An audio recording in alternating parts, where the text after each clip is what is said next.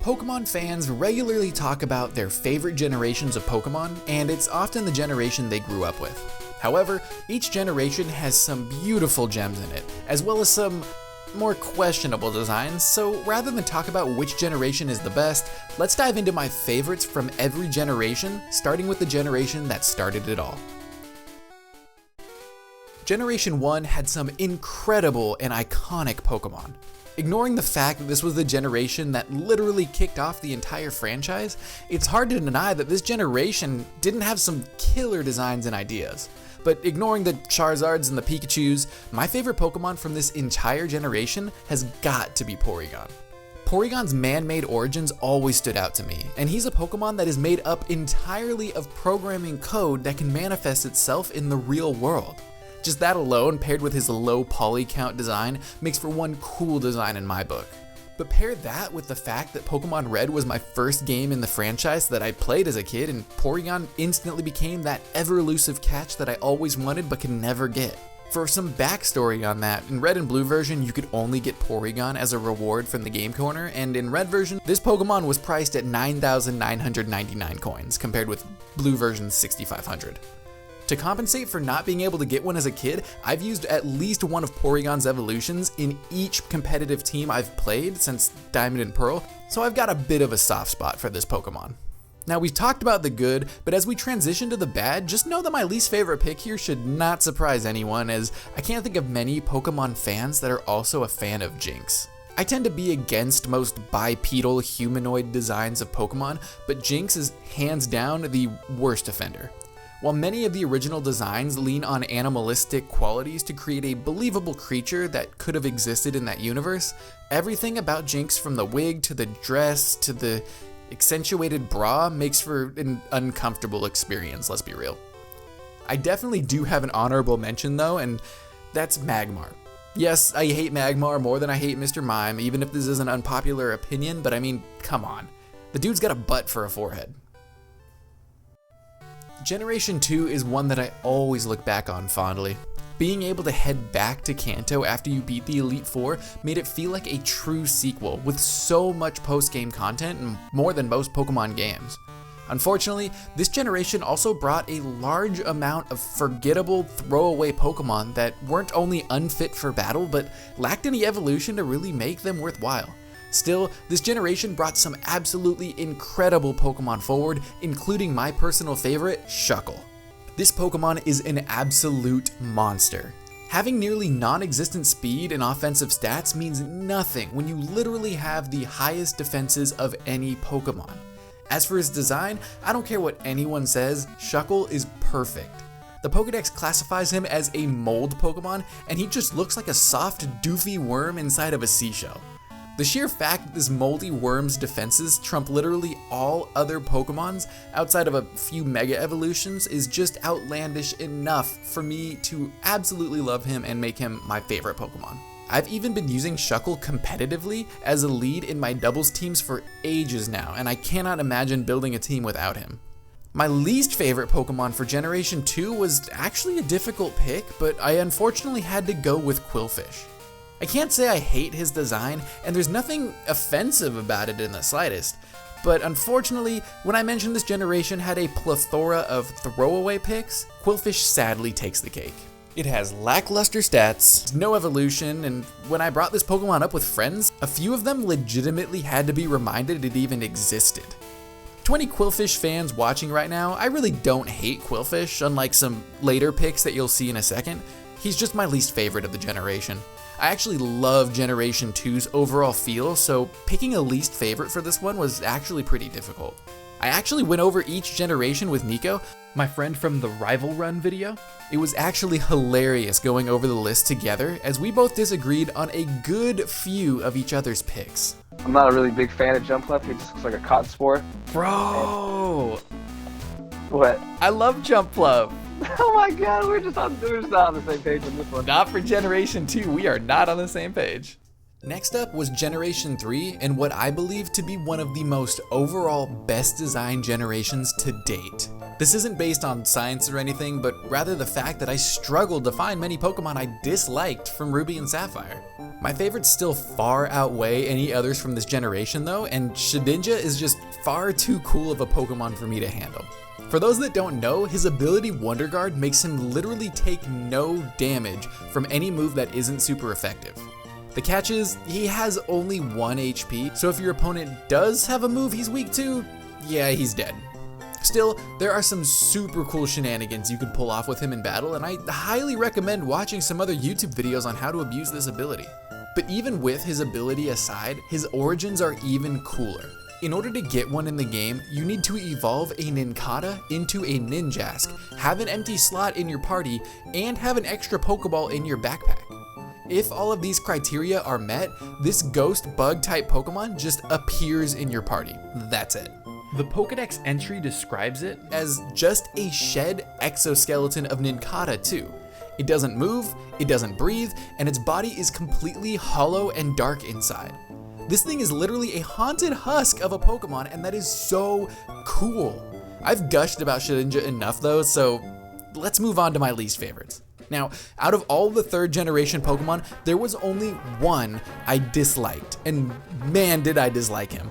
This unfortunate prize has got to go to Volbeat, and I just hate him. I don't know. I'm just gonna play the clip. Let me just play the original clip with Nico. No, not at all, dude. My least favorite is going to be Volbeat, hands down. Oh, really? Yeah, I absolutely hate Volbeat. I don't like his face. What are you gonna do with him? He doesn't evolve, he doesn't have good stats, he doesn't have a good moveset, and I don't like his face. Well, I guess he can't really fix his face. Sorry, Volbeat fans. Diamond and Pearl brought some incredible Pokemon designs to the table, as well as what I believe to be the most impactful mechanical change with the special split, but that's a discussion for another time because I need to talk about Rotom. Not Rotom Wash, not Rotom Heat, just good old Rotom. I absolutely love Ghost-type Pokemon, and when I grabbed Diamond, I was incredibly hyped to see a Ghost Electric type in the mix. To top it off, I found this design both iconic and adorable. Even though his stats were lackluster, I always tried to find a way to make him useful on plenty of teams throughout the years. I'm not a huge fan of the looks he takes when he possesses an appliance, but I know deep down inside he's still the classic Rotom I love. His appliance forms don't bother me nearly as much as the worst defender of Gen 4 though, because man, do I hate Drapion. Sorry, not sorry on this one, because I mean, what are those proportions? I know he's supposed to be this menacing scorpion thing, but he just comes across as one of those inflatable tube guys you see outside of used car lots, but going through an edgy phase. I'm sorry I don't have much else to say about Drapion. That's just... I don't like him. I'm gonna need the Generation 5 fans to not hate me here, but I have to admit I still have not played Black or White version. I do, however, plan on playing through a Nuzlocke run on stream pretty soon here, so hey, go follow me on Twitch, please. Thank you, I appreciate you. Quick, selfish plug, over. But even if I haven't played the games, this doesn't stop me from absolutely loving Vanillite. I'm not the biggest fan of this dessert's evolutions exactly, but I am a huge fan of the single scoop version. I know most people don't like the inanimate object designs of Pokemon, and I don't usually either, but this guy is honestly just too cute for me to remember that fact. Admittedly though, this generation had a lot of designs I was not a fan of, which partly led to me not playing the games when it came out. The biggest contributor that prevented me from dropping the $40 on this Pokemon adventure was a 3-way tie between Landorus, Tornadus, and Thundurus. I was such a big fan of the legendary dogs and birds, and even the legendary totem thingies of Generation 3 were nice variations of different types. But these three, they felt uncomfortable in the Pokemon universe, especially when we look at literally every other legendary. I mentioned before I'm not a fan of the more humanoid Pokemon, and these ones look like 3 old mustachioed men with some color palette swaps and these weird inappropriate things that they carry around with them. The secondary forms are great, don't get me wrong, but I just don't want these guys inside of any of my Pokeballs. Even though I felt like both X and Y were a little too easy to be enjoyable games, I really enjoyed a lot of the designs that came from Generation 6. Aside from the starters, we didn't have many humanoid Pokemon introduced, which, as I mentioned before, are the designs I personally tend to shy away from. With that said, one of the many great designs that rose above the rest for me was definitely Goodra. A pure dragon type is already a sick typing in my book, even if Fairy was just introduced as a seriously mean counter. Plus, this thing just looks so damn friendly. It's like Dragonite, but less doofy and more slimy. I did have a runner-up for 6th generation, but it was Goomy, so I guess we don't need to linger on this one too much. My least favorite probably won't surprise most of you, but I honestly hate Barbaracle. My man has a hand for a face, and he has eyes on his hands. Pair that with the fact that he's uncomfortably humanoid yet far from human at the same time means this 4-armed Freddy Krueger gets no love from me. This guy has what I will now deem the execute effect, where the multiple Pokemon in one design turns into something that it really has no business turning into. Magnemite starts as one and becomes many, I can deal with that. But turning many into whatever this is just makes for a bad time. Now for the generation that I've been really excited to get to, as I've had the same feeling about Generation 7 as I did with Generation 1. A slew of Pokemon that I absolutely loved, as well as a large handful of designs that just felt like absolute mistakes for me. I've gotta say, Salazzle, Pyukumuku, and Drampa all came in as honorable mentions here, as I think their designs are just wonderful, but I had to be basic here and go for Mimikyu, because this thing instantly moved itself into my top 5 Pokemon for sure. It's both Ghost and Fairy type, which hits my soft spot for Ghost types. Its ability, Disguise, is incredibly fun, and its backstory is amazing. For those that don't know what Mimikyu is, it's a ghost type Pokemon hiding under a rag, and it's disguised the rag as a Pikachu to make people like it more. I mean, have you seen the fan comics about this Pokemon? They make my heart want to cry, and I f***ing love it. It's cute, it's terrifying, and that disguise looks so bad. I just love this Pokemon, dude. It's a good one. It's a good Pokemon.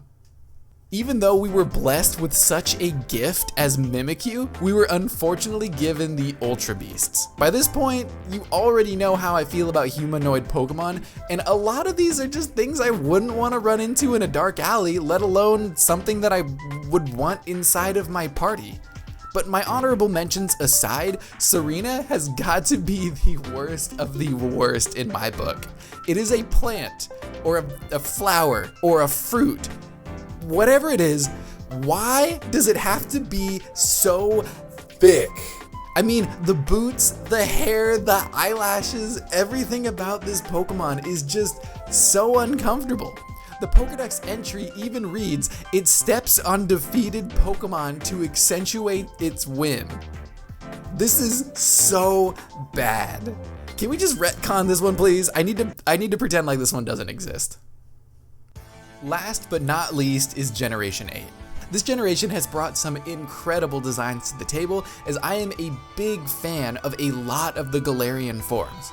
Galarian Farfetch'd, Corsola, and Ponyta are all such inviting designs, and Corsola's theme of dead coral really speaks volumes.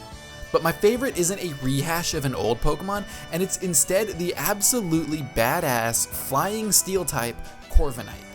This thing is a massive 7-foot tall raven. So big, in fact, it's used as an Uber Lyft bird thing for trainers to hop in from to go from one city to the next. I mean, how cool is that? Ravens are cool, steel types are cool, and this Pokemon's overall design has little in the way of room to complain.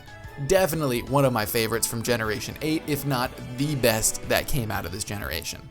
Do you remember when I said I was a fan of the Galarian forms? Well, I forgot we also got a Mr. Mime. Even worse, we got an evolution for Mr. Mime. I mean, it's always cool to get new evolutions of Pokemon, but I'm sorry, who asked for this? I know it's low-hanging fruit to bash on Mr. Mime, so I'll stop, especially because he isn't even my least favorite of this generation, because have you looked at Morgrem? Don't get me wrong, I hate this thing's entire evolutionary line, but Morgrem is by far the worst one of the whole game. I hate it. This scrawny humanoid build, that hair, that nose, I mean, this thing seriously looks like every scene kid's middle school phase, but on a weird imp thing. I know a lot of people actually surprisingly like Grimmsnarl, but I'm sorry. I cannot stand how uncomfortable this entire evolutionary line makes me feel. I would rather hang out with Mr. Mime, and that is saying something. Now, I know you probably disagreed with a good few of these, and I'm actually really looking forward to seeing those comments down below. And remember, I make other Pokemon content as well as TF2 stuff, Animal Crossing, I stream on Twitch, and we've got a booming Discord with a seriously positive community I'd love to have you a part of. But as always, thank you for watching, and I still have no idea how to end a video.